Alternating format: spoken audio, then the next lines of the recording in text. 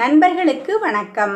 கருவிலேயே போர்க்கலையை கற்ற வீரன் அபிமன்யுவின் வீர வரலாறு பற்றி தான் இன்னைக்கு நம்ம பார்க்க போகிறோம்.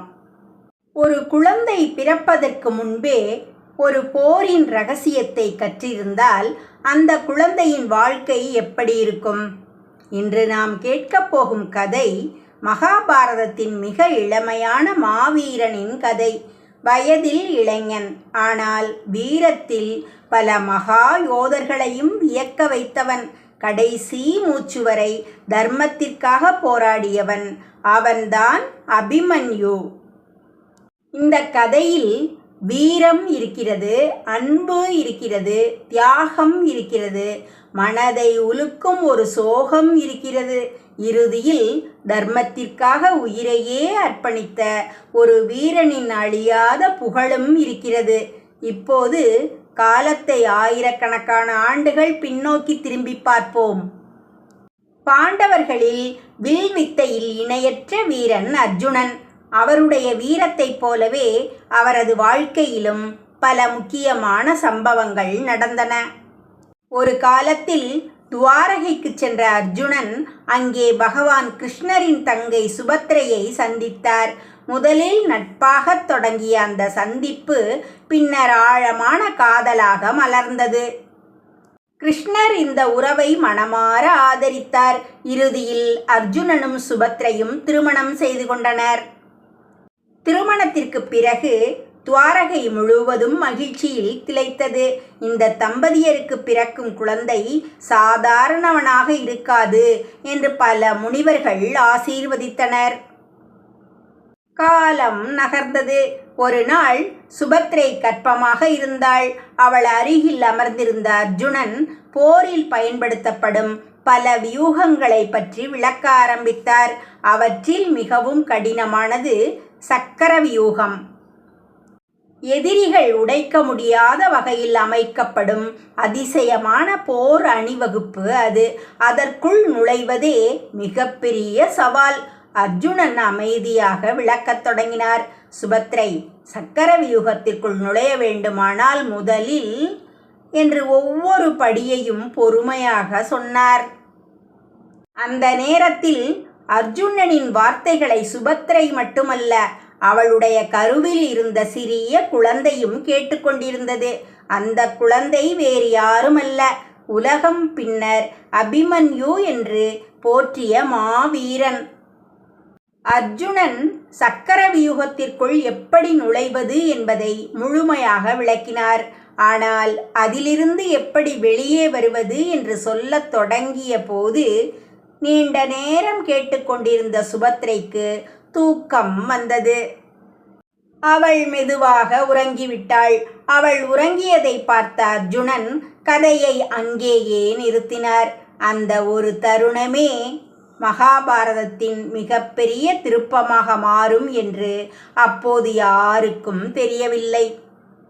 கருவில் இருந்த அபிமன்யு சக்கர வியூகத்திற்குள் நுழையும் முறையை மட்டும் கேட்டிருந்தான். வெளியே வரும் முறையை கேட்க முடியவில்லை. பின்னாளில் இதுவே அவனுடைய வாழ்க்கையின் மிகப்பெரிய சோதனையாக மாறியது. காலம் கடந்து சுபத்திரை ஒரு அழகான ஆண் குழந்தையை பெற்றெடுத்தாள். அந்த குழந்தையின் முகத்தை பார்த்த அனைவரும் வியந்தனர். கண்களில் ஒளி, முகத்தில் அமைதி, உடலில் வீரத்தின் அடையாளம். அந்த குழந்தைக்கு அபிமன்யு என்று பெயர் சூட்டப்பட்டது. குழந்தை பிறந்த நாளில் துவாரகை முழுவதும் கொண்டாட்டம் நடந்தது. கிருஷ்ணர் குழந்தையை தூக்கி கொண்டு, இவன் சாதாரண இளவரசன் அல்ல, தர்மத்திற்காக வாழப்போகும் வீரன் என்று ஆசீர்வதித்ததாக மரபுக்கதைகள் கூறுகின்றன. யாருக்கும் தெரியாமல் விதி ஏற்கனவே அவனுடைய வாழ்க்கை பாதையை எழுதத் தொடங்கியிருந்தது. அந்த பாதை புகழால் நிரம்பியிருந்தது. ஆனால் அதே நேரத்தில் அளவிட முடியாத தியாகத்தாலும் நிரம்பியிருந்தது. அபிமன்யு பிறந்த சில நாட்களிலேயே அவன் சாதாரண குழந்தை அல்ல என்பதை அனைவரும் உணர்ந்தனர். அவன் கண்களில் இருந்த தன்னம்பிக்கை, முகத்தில் இருந்த அமைதி, உடல் மொழியில் தெரிந்த வீர உணர்வு, இவை அனைத்தும் பெரியோர்களை வியக்க வைத்தது. துவாரகை அரண்மனையில் அபிமன்யு அனைவரின் செல்ல பிள்ளையாக வளர்ந்தான்.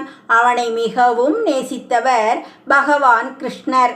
அபிமன்யு தவழத் தொடங்கிய நாட்களிலேயே கிருஷ்ணர் அவனை தன் மடியில் அமர வைத்து கதைகள் கூறுவார்.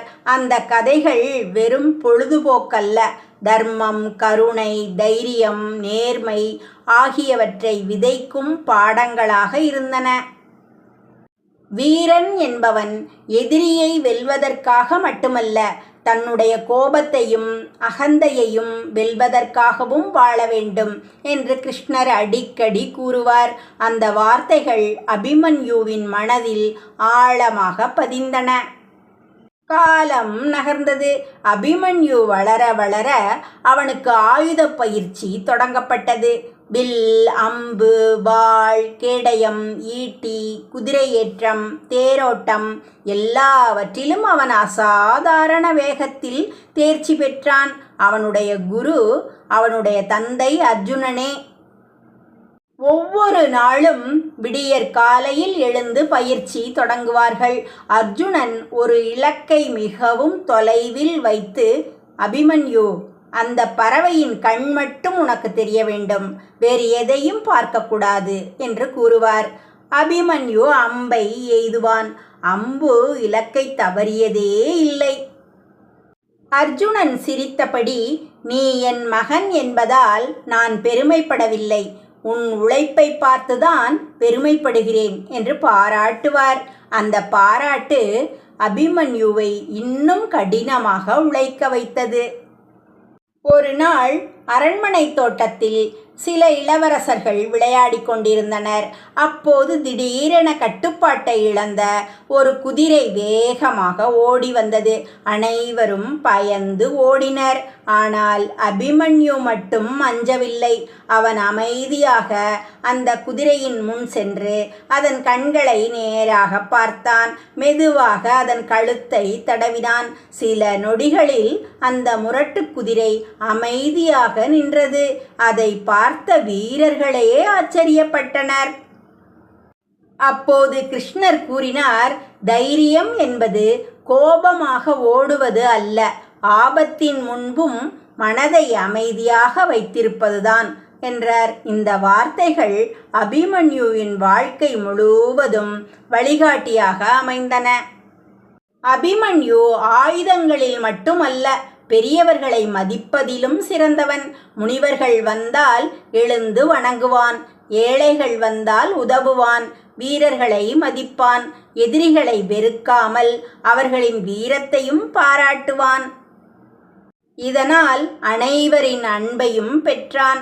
ஒரு முறை அர்ஜுனன் தனது மகனிடம் கேட்டார், அபிமன்யு, ஒரு வீரனின் மிகப்பெரிய ஆயுதம் என்ன என்று கேட்டார்.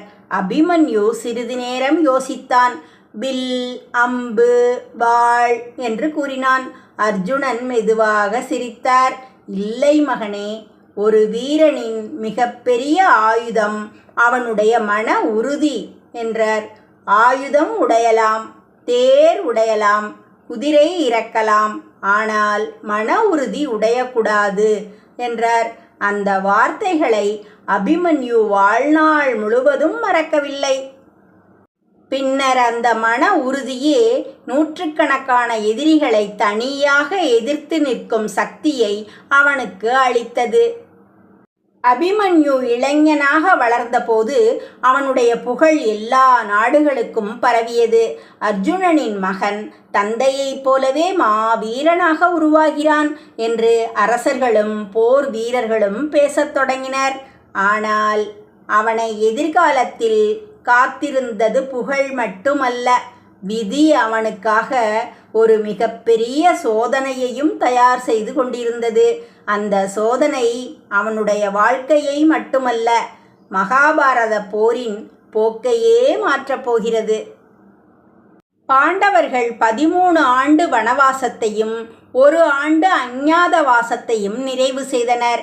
அந்த அஞ்ஞாதவாசத்தின் போது அவர்கள் வாழ்ந்த நாடு விராட நாடு. அங்கு ஆட்சி செய்தவர் நீதிமானும் வீரருமான விராட மன்னன். அவருடைய மகள் உத்தரை. அழகும் அறிவும் பணிவும் நிறைந்த இளவரசி. அஞ்ஞாதவாசத்தின் போது அர்ஜுனன் பிருகன்னலா என்ற வேடத்தில் உத்தரைக்கு நடனம் மற்றும் இசை கற்றுக் கொடுத்தார். அஞ்ஞாதவாசம் முடிந்த பின் விராட மன்னன் மிகுந்த மகிழ்ச்சியுடன், அர்ஜுனரே, என் மகளை நீங்கள் திருமணம் செய்து கொள்ள வேண்டும் என்று விருப்பம் தெரிவித்தார். அதை கேட்ட அர்ஜுனன் புன்னகைத்தார். மன்னா, உத்தரைக்கு நான் ஆசிரியன். அவள் எனக்கு மகளை போன்றவள். எனவே நான் அவளை திருமணம் செய்ய முடியாது. ஆனால் என் மகன் அபிமன்யுவுக்கு அவள் சிறந்த துணைவியாக இருப்பாள் என்று கூறினார். விராட மன்னனும் மகிழ்ச்சியுடன் சம்மதித்தார். திருமணத்திற்கான ஏற்பாடுகள் மிக பிரம்மாண்டமாக நடைபெற்றன. பல அரசர்கள், முனிவர்கள், வீரர்கள், உறவினர்கள் அனைவரும் வந்தனர். துவாரகையிலிருந்து கிருஷ்ணர், பலராமர் மற்றும் யாதவர்கள் வந்தனர். இந்திரபிரஸ்தத்திலிருந்து பாண்டவர்கள் வந்தனர். நாடு முழுவதும் விழாக்கோலம் பூண்டது. மங்கள இசைகள் ஒலித்தன. வேத மந்திரங்கள் முழங்கின. மலர்களால் அலங்கரிக்கப்பட்ட மண்டபத்தில் அபிமன்யுவும் உத்தரையும் ஒருவரை ஒருவர் பார்த்தபோது அவர்களுடைய முகத்தில் வெட்கமும் மகிழ்ச்சியும் கலந்த புன்னகை மலர்ந்தது. அந்த நாளில் அனைவரும் இவர்கள் நீண்ட ஆயுளுடன் மகிழ்ச்சியாக வாழ்வார்கள் என்று வாழ்த்தினர். ஆனால் மனிதர்கள் எதிர்காலத்தை அறிய முடியாது. விதி மட்டும் அமைதியாக தனது பாதையை எழுதி கொண்டிருந்தது. திருமணத்திற்கு பிறகு அபிமன்யு ஒரு கணவனாக மட்டுமல்ல, பொறுப்புள்ள இளவரசனாகவும் வாழத் தொடங்கினான். உத்தரையை மிகுந்த அன்புடன் கவனித்து கொண்டான். அரண்மனையில் பணிபுரியும் அனைவரிடமும் மரியாதையுடன் நடந்தான். வீரர்களுடன் பயிற்சி மேற்கொண்டான். மக்களின் குறைகளை கேட்டு தீர்க்கும் பணியிலும் ஈடுபட்டான். அவனுடைய நல்ல குணங்களை பார்த்த மக்கள், இவன் ஒரு நாள் மிகச்சிறந்த அரசனாக இருப்பான் என்று பேசத் தொடங்கினர்.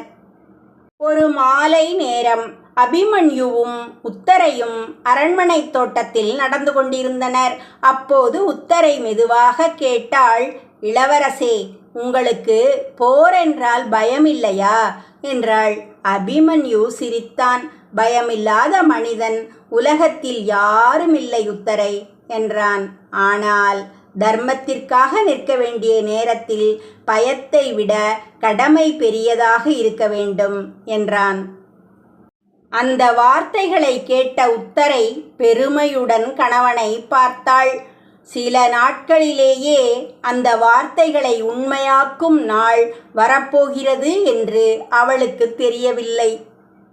அதே நேரத்தில் அஸ்தினாபுரத்தில் வேறு ஒரு காட்சி. துரியோதனன் இன்னும் பாண்டவர்களுக்கு அரசை தர மறுத்தான். அமைதி பேச்சுவார்த்தைக்காக கிருஷ்ணர் சென்றார். 5 கிராமங்களையாவது கொடுங்கள் என்று கேட்டார். ஆனால் துரியோதனன் அகந்தையுடன், ஊசியின் நுனி அளவு நிலத்தை கூட நான் கொடுக்க மாட்டேன் என்று கூறிவிட்டான். அந்த ஒரு வாக்கியம் குருஷேத்திர போரை தவிர்க்க முடியாததாக மாற்றியது. போர் முரசுகள் ஒலிக்கத் தொடங்கின. இந்திய தேசத்தின் பல பகுதிகளிலிருந்தும் அரசர்கள் தங்கள் படைகளுடன் குருஷேத்திரத்தை நோக்கி புறப்பட்டனர். பாண்டவர்களும் தங்கள் படைகளை தயார்படுத்தினர். அபிமன்யுவும் தனது கவசத்தையும் வில்லையும் எடுத்தான். உத்தரை அவனை பார்த்து கொண்டே நின்றாள். அவள் கண்களில் சிறு பயம். ஆனால் அபிமன்யுவின் கண்களில் அசைக்க முடியாத தைரியம். அவன் அமைதியாக, தர்மத்திற்காக போராடப் போகிறேன், வெற்றி பெற்று திரும்புவேன் என்று கூறி புறப்பட்டான். அவன் சென்றதை உத்தரை நீண்ட நேரம் பார்த்து கொண்டே நின்றாள். அது அவள் கணவனை உயிருடன் பார்க்கும் கடைசி பிரிவு என்பது அவளுக்கு தெரியவில்லை. குருஷேத்திரம். எங்கு பார்த்தாலும் ஆயிரக்கணக்கான தேர்கள், லட்சக்கணக்கான வீரர்கள், கம்பீரமாக நின்ற யானை படைகள், மின்னும் வாள்கள், இடி முழக்கம் போல ஒலித்த சங்குகள், போர் முரசுகள் வானத்தை அதிர வைத்தன. ஒருபுறம் பாண்டவர்கள், மறுபுறம் கௌரவர்கள். தர்மத்திற்கும் அதர்மத்திற்கும் இடையிலான இறுதிப் போர் தொடங்கவிருந்தது. அந்த நேரத்தில் அர்ஜுனனின் மனம் கலங்கியது. தன்னுடைய உறவினர்கள், குருமார்கள், நண்பர்கள் அனைவரும் எதிரே நிற்பதை பார்த்து அவனது கைகள் நடுங்கின. அப்போது பகவான் கிருஷ்ணர் தேரோட்டியாக நின்று உலகிற்கு என்றும் வழிகாட்டும் பகவத்கீதையை உபதேசித்தார். உன் கடமையை செய், பலனை நினைக்காதே, தர்மத்திற்காக போராடு. இந்த வார்த்தைகள் அர்ஜுனனுக்கு மட்டுமல்ல, உலகம் முழுவதற்குமான நித்திய பாடமாக அமைந்தது. அதன் பிறகு போரின் முதல் நாள் தொடங்கியது. போரின் ஆரம்ப நாட்களில் அபிமன்யு தனது தந்தைக்கு அருகிலேயே இருந்து போரிட்டான். ஆனால் யாருடைய உதவியையும் எதிர்பார்க்கவில்லை. அவன் எய்த ஒவ்வொரு அம்பும் இலக்கை துல்லியமாக தாக்கியது. அவனுடைய தேர் மின்னல் வேகத்தில் பாய்ந்தது. அவன் வில்லை வளைத்த வேகம் எதிரிகளின் கண்களுக்கே தெளிவாக படவில்லை. பல கௌரவர்களின் வீரர்கள் இவன் அர்ஜுனனா என்று குழம்பினர். அருகில் இருந்த மற்ற வீரர்கள் இல்லை, இவன் அர்ஜுனனின் மகன் அபிமன்யு என்று கூறினர். அந்த ஒரு பதிலே அனைவரையும் ஆச்சரியத்தில் ஆழ்த்தியது. போரின் இரண்டாம் நாள் அபிமன்யு பல தேர்களை ஒரே நேரத்தில் எதிர்கொண்டான். அவனை சுற்றி எதிரிகள் வளையம் அமைத்தனர். ஆனால் அவன் அஞ்சவில்லை. அம்புகள் மழையாக பொழிந்தன. அவன் எய்திய அம்புகள் எதிரிகளின் கொடிகளை வெட்டின, தேர்களின் சக்கரங்களை உடைத்தன, குதிரைகளை கட்டுப்படுத்திய வீரர்களை ஆயுதம் இழக்கச் செய்தன. அவன் செல்லும் வழியில் எதிரிகள் பின்வாங்கத் தொடங்கினர். போரின் மூன்றாம் நாள் கௌரவர் தரப்பின் அனுபவமிக்க பல வீரர்கள் ஒன்று கூடி இந்த இளைஞனை இப்போதே தடுக்க வேண்டும், இல்லையெனில் நாளை இவனை வெல்வது முடியாது என்று பேசிக்கொண்டனர். ஆனால் அவர்கள் கணக்கிடாத ஒன்று இருந்தது. அபிமன்யு வெறும் வீரன் மட்டுமல்ல, அவன் தந்தையின் போர் அறிவையும், கிருஷ்ணரின் அமைதியையும், பாண்டவர்களின் தர்ம உணர்வையும் தன்னுள் சுமந்து வந்திருந்தான். ஒரு கட்டத்தில் துரியோதனனின் மகன் லட்சுமணகுமாரன் அபிமன்யுவை எதிர்கொண்டான். இருவருக்கும் கடுமையான மோதல் நடந்தது.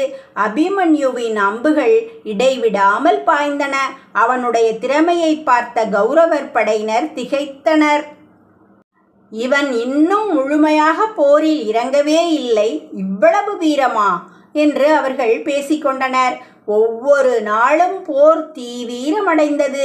பீஷ்மர், துரோணர், கர்ணன், கிருபர், அஸ்வத்தாமன் போன்ற மகாவீரர்களே அபிமன்யுவின் வீரத்தை பார்த்து மனதிற்குள் பாராட்டினர்.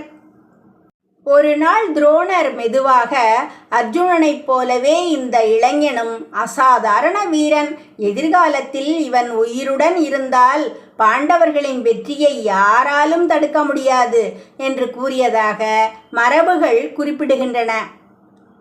இந்த வார்த்தைகள் துரியோதனனின் மனதில் பயத்தை விதைத்தன. துரியோதனன் தனது முக்கிய வீரர்களை அழைத்தான். அபிமன்யு நாளுக்கு நாள் வலிமையாகிறான். இவன் உயிருடன் இருக்கும் வரை பாண்டவர்களை வெல்வது கடினம். இவனை எப்படியாவது தனிமைப்படுத்த வேண்டும் என்று கூறினான். அந்த கூட்டத்தில் துரோணரும், கர்ணனும், கிருபரும், அஸ்வத்தாமனும் இருந்தனர். அவர்கள் அமைதியாக யோசித்தனர். இறுதியில் ஒரு மிக கடினமான போர் வியூகம் அமைக்க முடிவு செய்யப்பட்டது. அந்த வியூகம் சக்கர வியூகம். உலகின் மிக சிக்கலான போர் அணிவகுப்பு. அதற்குள் நுழைவது சிலரால் மட்டுமே முடியும். அதிலிருந்து உயிருடன் வெளியே வருவது அதைவிட கடினம். அந்த வியூகம் விரைவில் அபிமன்யுவின் வாழ்க்கையையே மாற்றப் போகிறது. குருஷேத்திர போரின் 13வது நாள். அந்த நாள் விடிந்த விதமே வித்தியாசமாக இருந்தது. காலை சூரியன் சிவப்பு நிறத்தில் உதித்தான். போர்க்களத்தில் ஒரு அசாதாரண அமைதி நிலவியது. அந்த அமைதி மிகப்பெரிய புயலுக்கு முன் வீசும் அமைதியை போன்றது. அன்று கௌரவர் படையின் தலைமை தளபதியாக இருந்த துரோணர் பல நாட்களாக யோசித்திருந்த திட்டத்தை செயல்படுத்த முடிவு செய்தார். ஆனால் துரோணர் மேலும் ஒரு திட்டத்தை ரகசியமாக வகுத்திருந்தார். அன்று அர்ஜுனனை போர்க்களத்தின் வேறு பகுதிக்கு செல்ல வைக்க வேண்டும் என்றார். அதற்காக சம்சப்தகர்கள் எனப்படும் வீரர்கள் அர்ஜுனனை தனியாக சண்டைக்கு அழைத்தனர். தர்மத்தை காப்பாற்ற வேண்டிய கடமையால் அர்ஜுனனும் கிருஷ்ணரும் அவர்களை எதிர்த்து வேறு திசைக்கு சென்றனர். அதுவே கௌரவர்களின் எதிர்பார்ப்பு. அர்ஜுனன் இல்லாததை உறுதி செய்த துரோணர் உடனே சக்கர வியூகத்தை அமைத்தார். அந்த வியூகம் மெதுவாக சுழலும் சக்கரம் போல இருந்தது. ஒரு வளையத்தை கடந்து சென்றால் அடுத்த வளையம் மூடிக்கொள்ளும். ஒவ்வொரு அடுக்கிலும் நூற்றுக்கணக்கான வீரர்கள். அதன் மையத்தில் துரியோதனன் பாதுகாப்பாக நிறுத்தப்பட்டான். பாண்டவர்கள் படை அதை பார்த்து அதிர்ச்சி அடைந்தது. அப்போது யுதிஷ்டிரர் கவலையுடன் கூறினார், அர்ஜுனன் இங்கே இல்லை. இந்த வியூகத்தை உடைக்க யார் இருக்கிறார்கள் என்றார். சில நொடிகள் அமைதி நிலவியது. அனைவரும் ஒருவரை ஒருவர் பார்த்தனர். அந்த அமைதியை உடைத்து ஒரு இளம் குரல் ஒலித்தது. பெரியப்பா, நான் சென்று வியூகத்தை உடைக்கிறேன். அனைவரும் திரும்பி பார்த்தனர். அங்கே நின்றிருந்தது அபிமன்யு. யுதிஷ்டிரர் அதிர்ச்சியுடன் கேட்டார், அபிமன்யு, உனக்கு சக்கர வியூகம் முழுமையாக தெரியுமா என்று கேட்டார். அபிமன்யு அமைதியாக தலை குனிந்து கூறினான், கருவில் இருந்தபோது என் தந்தை சக்கர வியூகத்திற்குள் நுழையும் முறையை சொன்னதை நான் கேட்டிருக்கிறேன். அதற்குள் எப்படி நுழைவது என்று எனக்கு தெரியும். ஆனால் அதிலிருந்து வெளியே வருவது மட்டும் எனக்கு தெரியாது என்றான். இந்த வார்த்தைகளை கேட்ட அனைவரின் முகமும் மாறியது. பீமன் உடனே கூறினார், அப்படியானால் நீ உள்ளே போகக்கூடாது என்றார். ஆனால் அபிமன்யுவின் கண்களில் பயமில்லை, உறுதி மட்டுமே இருந்தது. அவன் மெதுவாக பேச ஆரம்பித்தான். நான் முன்னால் சென்று வியூகத்தை உடைக்கிறேன். நீங்கள் அனைவரும் என்னை தொடர்ந்து உடனே உள்ளே வாருங்கள் என்றான். அப்படி செய்தால் நாம் அனைவரும் ஒன்றாக போரிடலாம் என்று கூறினான். அந்த திட்டம் அனைவருக்கும் சரியாக தோன்றியது. யுதிஷ்டிரர் அபிமன்யுவின் தோளில் கையை வைத்து, மகனே, உன் தைரியம் எங்களுக்கு நம்பிக்கையை அளிக்கிறது. நாங்கள் உன் பின்னாலேயே வருகிறோம் என்று கூறினார். அபிமன்யு தனது தேரில் ஏறினான். அவன் வில்லை எடுத்தான். வானத்தை நோக்கி ஒரு அம்பை எய்தான். அது தர்மத்திற்காக எடுத்த சபதம் போல ஒலித்தது. அவன் மனதில் ஒரு எண்ணம் மட்டுமே, இன்று நான் என் தந்தையின் மகன் என்பதை உலகிற்கு நிரூபிக்க வேண்டும் என்பதே. அவன் தேரோட்டி சுமித்திரனை நோக்கி, தேர் நிற்கக்கூடாது, நேராக சக்கர வியூகத்தின் இதயத்தை நோக்கி செல் என்று கட்டளையிட்டான். தேர் மின்னல் வேகத்தில் பாய்ந்தது. அந்த நேரத்தில் கௌரவர் தரப்பில் நின்ற துரோணர், கர்ணன், கிருபர், அஸ்வத்தாமன் ஆகியோர் அந்த இளம் வீரன் நேராக தங்களை நோக்கி வருவதை பார்த்தனர். துரோணர் மெதுவாக சொன்னார், பாருங்கள், அவன் அர்ஜுனனின் மகன். அவன் அஞ்சாமல் வருகிறான். கர்ணன் ஆழ்ந்த மூச்சு விட்டான். இவ்வளவு இளம் வயதில் இப்படிப்பட்ட தைரியம் அரிது என்றான். ஆனால் போர் தொடங்கிய பிறகு இரக்கத்திற்கு இடமில்லை. அபிமன்யுவின் தேர் சக்கரவியூகத்தின் முதல் வளையத்தை நெருங்கியது.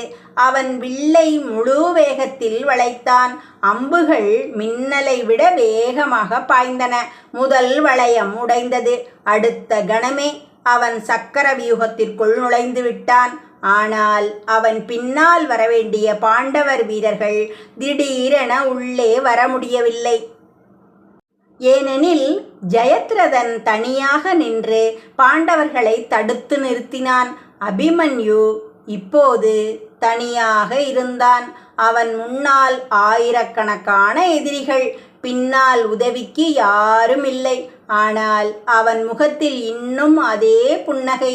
ஏனெனில் ஒரு உண்மையான வீரன் தன்னுடன் எத்தனை பேர் இருக்கிறார்கள் என்று எண்ணி போரிட மாட்டான். தர்மம் தன் பக்கம் இருக்கிறதா என்பதை மட்டும் பார்த்தே போரிடுவான். சக்கர வியூகத்தின் முதல் வளையத்தை உடைத்து உள்ளே நுழைந்த அபிமன்யு ஒரு கணம் கூட தயங்கவில்லை.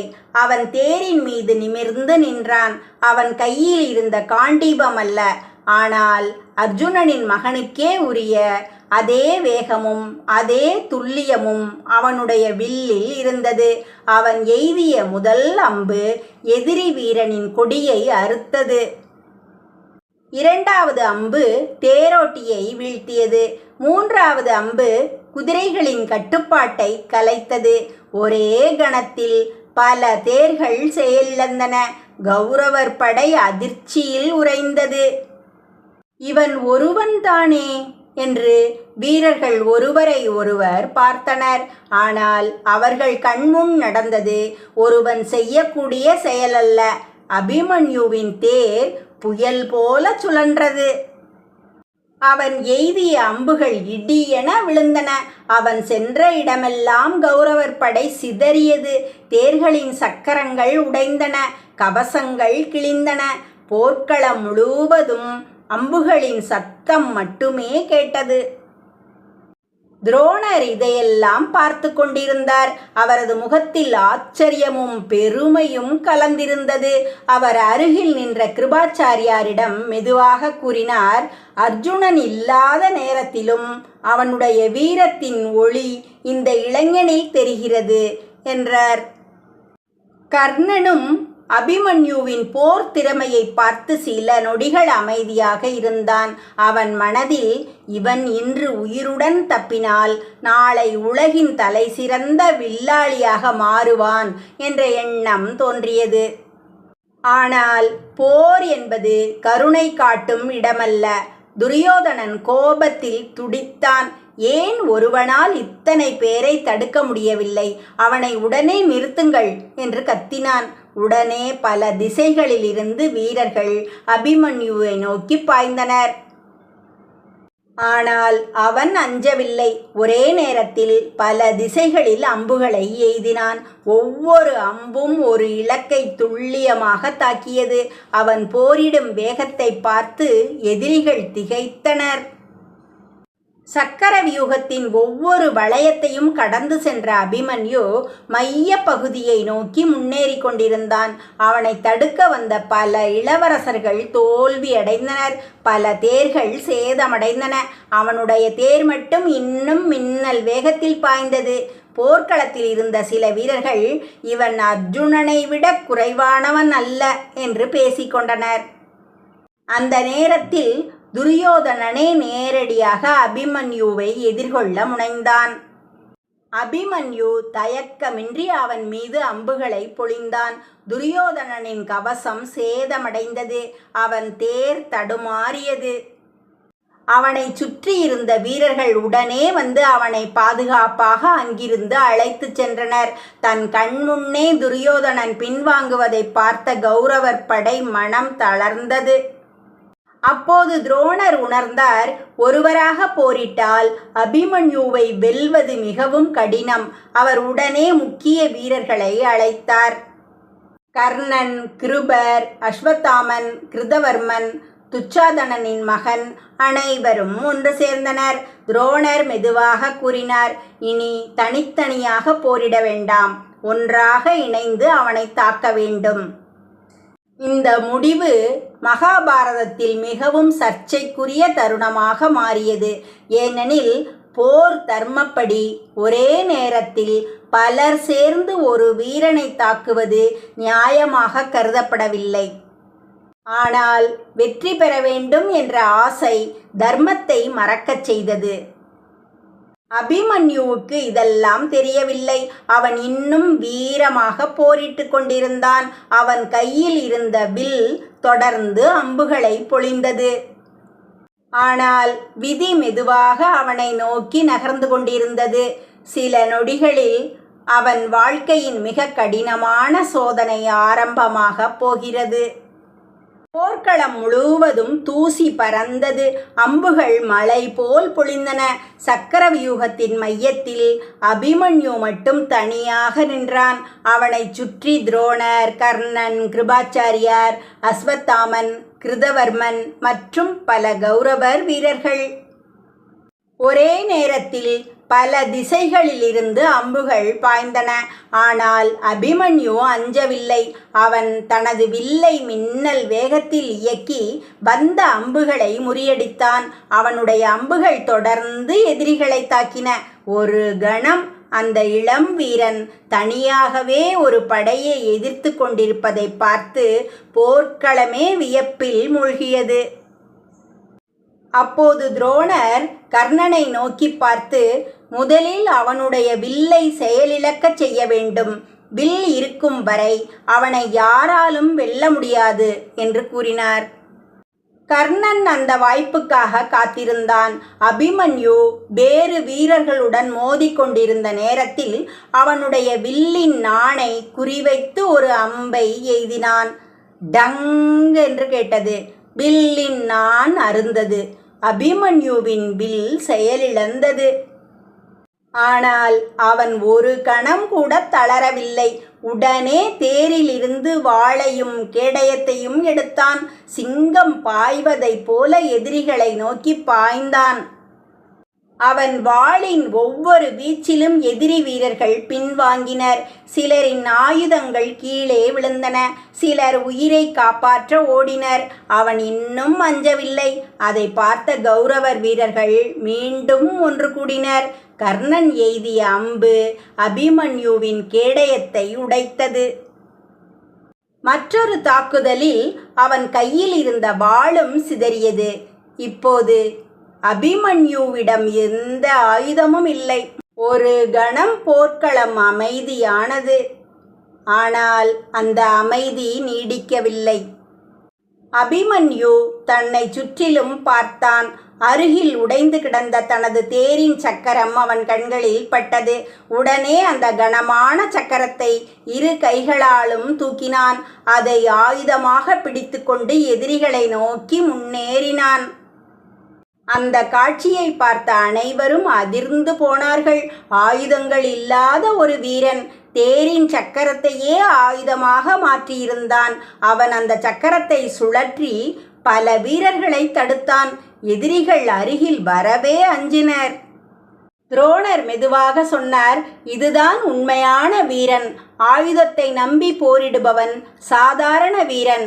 எந்த சூழ்நிலையிலும் மன உறுதியை இழக்காமல் போரிடுபவன்தான் மகாவீரன். அந்த வார்த்தைகளில் பாராட்டும் இருந்தது. ஆனால் போர் நின்றுவிடவில்லை. பல திசைகளில் இருந்து அம்புகள், ஈட்டிகள், கதாயுதங்கள் தொடர்ந்து அபிமன்யுவை தாக்கின. நீண்ட நேர போரால் அவன் உடல் முழுவதும் காயங்களால் நிரம்பியது. இரத்தம் வழிந்தது. மூச்சு வேகமாக இருந்தது. இருந்தாலும் அவன் பின்வாங்கவில்லை.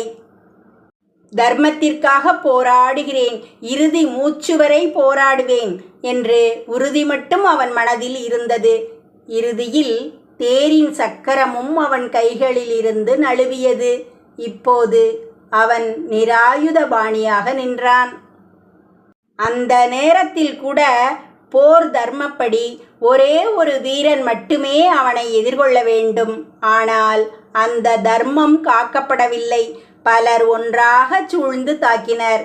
கடைசியில் கடுமையான தாக்குதலுக்கு பிறகு அபிமன்யு வீர மரணம் அடைந்தான். அவன் தரையில் விழுந்தான். ஆனால் அவன் பெயர் ஒருபோதும் விழவில்லை. அவன் உடல் மட்டுமே மண்ணில் சாய்ந்தது. அவனுடைய வீர புகழ் என்றென்றும் உயர்ந்து நின்றது. இந்த மாலை குருஷேத்திர போர்க்களத்தில் ஒரு இளம் சூரியன் மறைந்தான். போர்க்களம் அமைதியாக இருந்தது. ஆனால் அந்த அமைதி பாண்டவர் பாசறையில் மட்டும் இல்லை.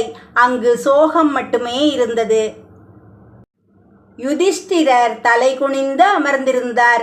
பீமன் கோபத்தில் நடுங்கிக் கொண்டிருந்தார். நகுலனும் சகதேவனும் பேச முடியாமல் கண்ணீர் வடித்தனர். உத்தரை கணவனின் பெயரை சொல்லி கதறினாள். சுபத்திரையின் மனம் உடைந்து போனது. அவள் மீண்டும் மீண்டும் ஒரே கேள்வியைத்தான் கேட்டாள், என் மகன் எங்கே என்று. ஆனால் யாராலும் பதில் சொல்ல முடியவில்லை. அந்த நேரத்தில் சம்சப்தகர்களை வீழ்த்திவிட்டு கிருஷ்ணருடன் அர்ஜுனன் பாசறையை நோக்கி வந்தார். வழக்கமாக வெற்றிக்குப் பிறகு ஒலிக்கும் முரசுகள் ஒலிக்கவில்லை. வீரர்கள் யாரும் உற்சாகமாக வரவேற்கவில்லை. அந்த அமைதியே அர்ஜுனனின் மனதில் ஏதோ தவறு நடந்திருக்கிறது என்ற அச்சத்தை உருவாக்கியது. அவர் கிருஷ்ணரை நோக்கி, கேசவா, என் மனம் ஏதோ சொல்லுகிறது, இன்று ஏதோ பெரிய துயரம் நடந்திருக்கிறது என்றார். கிருஷ்ணர் அமைதியாக இருந்தார். பாசறைக்குள் நுழைந்த அர்ஜுனன் அங்கு இருந்த அனைவரின் முகத்தையும் பார்த்தார். யாரும் அவருடைய கண்களை நேராக பார்க்கவில்லை. அவர் பதற்றத்துடன் கேட்டார், அபிமன்யு எங்கே? என் மகன் ஏன் என்னை வரவேற்க வரவில்லை? அந்த கேள்வியை கேட்டதும் அங்கு இருந்தவர்கள் அனைவரும் கண்ணீர் விட்டனர். யுதிஷ்டிரர் மெதுவாக எழுந்து வந்தார். நடுங்கிய குரலில், அர்ஜுனா, அபிமன்யு தர்மத்திற்காக உயிரை தியாகம் செய்துவிட்டான் என்றார். அந்த ஒரு வார்த்தை அர்ஜுனனின் இதயத்தை நொறுக்கி விட்டது. அவர் சில நொடிகள் பேசவே முடியவில்லை. கண்களில் கண்ணீர் பெருகியது. எப்படி? அவன் தனியாக எப்படி சிக்கினான் என்று கேட்டார். யுதிஷ்டிரர் நடந்த அனைத்தையும் விவரமாக சொன்னார். அபிமன்யு சக்கர வியூகத்திற்குள் நுழைந்தது, ஜெயத்ரதன் பாண்டவர்களை தடுத்து நிறுத்தியது, பல வீரர்கள் சேர்ந்து போர் தர்மத்தை மீறி தாக்கியது, எல்லாவற்றையும் கேட்ட அர்ஜுனனின் முகம் மாறியது. அந்த துயரம் மெல்ல கோபமாக மாறியது. அர்ஜுனன் வானத்தை நோக்கி பார்த்தார். பிறகு தனது காண்டீபத்தை உயர்த்தி பிடித்து, நாளை சூரியன் மறைவதற்கு முன் ஜெயத்ரதனை நான் கொல்லவில்லை என்றால் நானே தீயில் இறங்கி உயிரை விடுவேன் என்று பயங்கரமான சபதமெடுத்தார். அந்த சபதத்தின் ஒலி போர்க்களம் முழுவதும் எதிரொலித்தது. பாண்டவர் வீரர்களுக்கு அது நம்பிக்கையாக இருந்தது. கௌரவர்களுக்கு அது பயமாக இருந்தது. அந்த இரவே அர்ஜுனனின் சபதம் துரியோதனனின் காதுகளுக்கும் சென்றது. அவன் உடனே ஜெயத்ரதனை அழைத்தான். ஜெயத்ரதன் பயத்தில் நடுங்கினான். அர்ஜுனன் என்னை தேடி வருவான், நான் உயிருடன் இருக்க முடியுமா என்று கேட்டான். துரோணர் அமைதியாக சொன்னார், கவலைப்படாதே, நாளை உன்னை அடைய முடியாதபடி பல அடுக்கு பாதுகாப்பு வியூகத்தை அமைப்போம் என்றார். அர்ஜுனன், சூரியன் மறைவதற்குள் உன்னை அடைய முடியாது. அனைவரும் அந்த திட்டத்தை ஏற்றுக்கொண்டனர். ஆனால் ஒருவரை அவர்கள் கணக்கில் எடுத்துக்கொள்ளவில்லை. அவர் பகவான் கிருஷ்ணர். அந்த இரவு அர்ஜுனன் உறங்கவில்லை. அவன் நினைவில் தொடர்ந்து ஓடியது அபிமன்யுவின் முகம். சிறு வயதில் முதலாக வில் பிடித்த நாள், திருமண நாளில் சிரித்த முகம். அப்பா, நான் தர்மத்திற்காக போராடுவேன் என்று சொன்ன வார்த்தைகள் அனைத்தும் அவன் கண்முன்னே வந்தன. கண்ணீரை துடைத்து கொண்ட அர்ஜுனன் மெதுவாக சொன்னார், மகனே, உன் உயிரை எடுத்த அநியாயத்திற்கு நாளை நீதி கிடைக்கும். அருகில் நின்ற கிருஷ்ணர் அமைதியாக அர்ஜுனனின் தோளில் கையை வைத்தார். நாளை உன் சபதம் நிறைவேறும், ஆனால் கோபத்தால் அல்ல, தர்மத்தால் போராடு என்றார். அடுத்த நாள் குருஷேத்திரம் மீண்டும் போருக்கு தயாரானது. ஒரு புறம் அபிமன்யுவின் உயிருக்கு நீதி கேட்கும் தந்தை, மறுபுறம் தன் உயிரை காப்பாற்ற ஆயிரக்கணக்கான வீரர்களின் பின்னால் மறைந்த ஜெயத்ரதன். உலகம் இதுவரை காணாத ஒரு நாள் தொடங்கியது. குருஷேத்திர போரின் 14வது நாள் அன்று கௌரவர் படையில் ஒரே ஒரு குறிக்கோள், ஜெயத்ரதனை உயிருடன் காப்பாற்ற வேண்டும். துரோணர் மிகவும் சிக்கலான போர் வியூகத்தை அமைத்தார். ஜெயத்ரதன் பல அடுக்கு பாதுகாப்புக்குள் மறைக்கப்பட்டான். அவனை சுற்றி கர்ணன், கிருபாச்சாரியார், அஸ்வத்தாமன், கிருதவர்மன், துரியோதனன் மற்றும் பல மகா வீரர்கள் பாதுகாப்பாக நின்றனர். மறுபுறம் அர்ஜுனனின் மனதில் ஒரே எண்ணம், என் மகன் அபிமன்யுவுக்காக நீதி கிடைக்க வேண்டும்.